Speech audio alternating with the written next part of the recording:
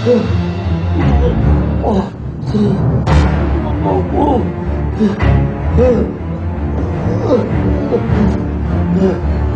niyo yung loob niyo. Dadalhin ko po kayo sa ospital. Laksan niyo yung loob niyo. Mukhang napakaganda mo naman yata para tumambay dito at maghintay sa wala. Is it Adrian? Ano gusto mo? Tawagan natin? Mainit ang ulo ko. Kung ayaw mo madamay, get out of my face. Sungit mo ha. Who's that? Relax! If you're waiting for Adrian, ako na nga nagsasabi sa'yo, diba? Hindi darating yun. Busy-busy sa pagbuntot-buntot doon kay LA. May ba ako? Kamusta naman yung binigay kong investigator sa'yo?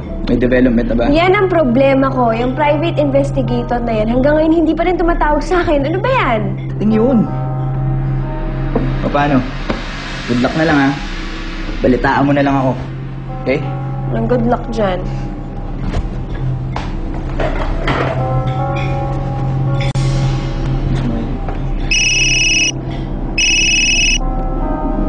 What? Magandang balita, ma'am. Pwede ba sabihin mo na lang kung ano man yung sasabihin mo? Positibo. May tinatagong lihim si Ella Garcia.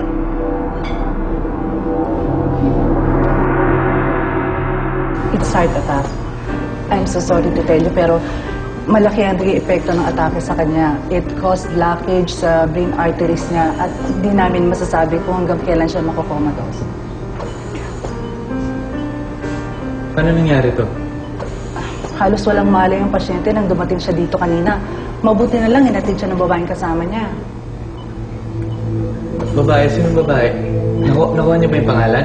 Hindi siya nagpakilala, nagmamadaling umalis. Pero maganda siya, maputi. Halos kasing edad mo. I'll go ahead. Babae. Maganda ang bata. Ayaw kong isipin, pero hindi kaya na mababae ang daddy mo? No, ma. Hindi yung magagawa ni daddy.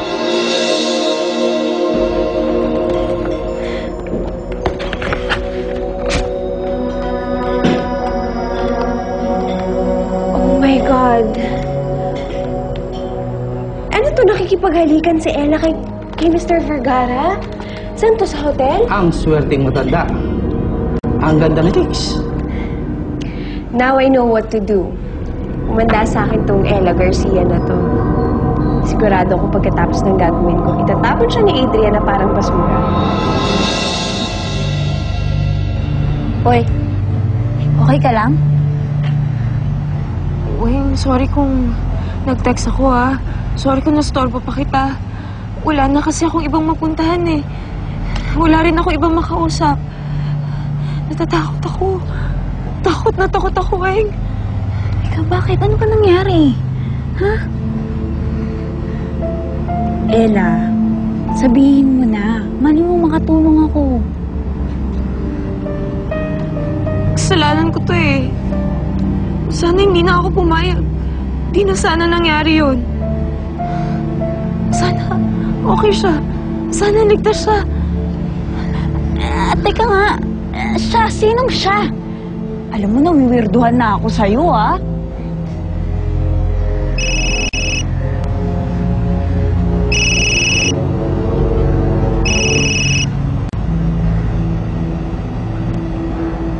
Adrian?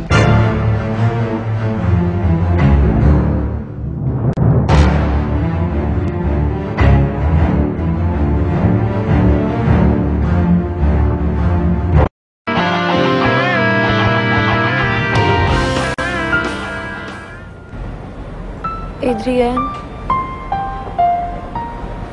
Ella. Buti na lang, napagbigyan mo ako. Alam mo namang ikaw lang nagpapagaan ng loob ko, lalo na sa mga ganitong panahon. Kumusta yung daddy mo? He's in a coma. Hindi pa alam kung kailan siya magkakamalay. Wala ba siyang sinabi kung ano yung nangyari? Hindi pa rin siya nakapagsalita.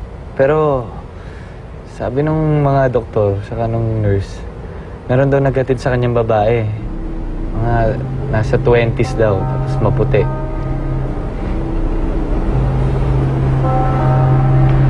Eh, iniisip ni Mami, paano kung merong ibang babae si Dad?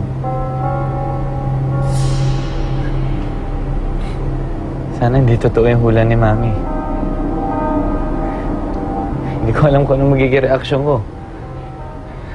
Taas-taas ang tingin ko kay Dad. Ayoko mawala yung magandang pagtingin ko sa kanyang yun.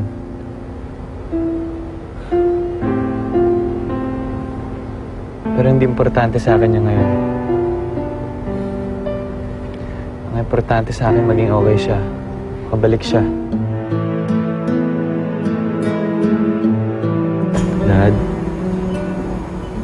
Dad, kasama ko ngayon si Ella.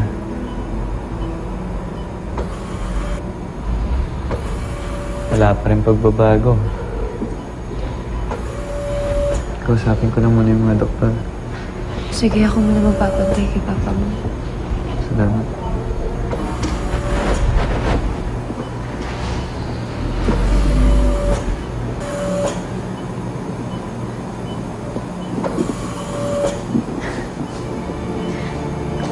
Ayokong sisihin kayo sa nangyari.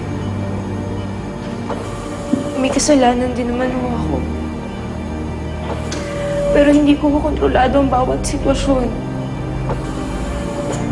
At hindi ko rin ho alam na mangyayari to. Patawarin mo po ako. Alam kong lalabas din ang buong katotohanan. At handa po akong harapin ang lahat ng yun. Huwag lang kayo mawala kay Adrian. Mahal na mahal niya po kayo. At ayoko po makita siyang nasasaktan. Ella,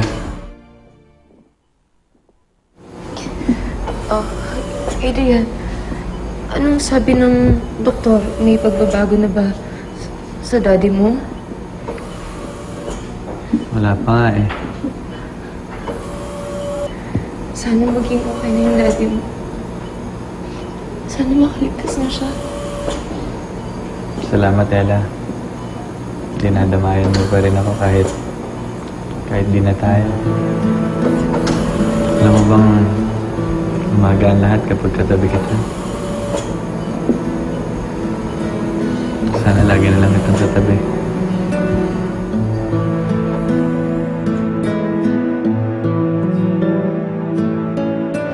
Are you sure okay ka na? I'm still worried for my dad. Pero tulad ng sinabi ko, malaking tulong ka sa akin. Basta kung kailangan mo ng kaibigan, nandito lang ako. Doon man lang makabawi ako sa'yo. Wala ka namang kasalanan sa akin, okay? Whatever happened between us, alam ko may dahilan ka. Basta nandito lang ako. O paano? Magta-time na eh. Klase pa ako. Sige, hintayin kita. Hatid kita mamaya.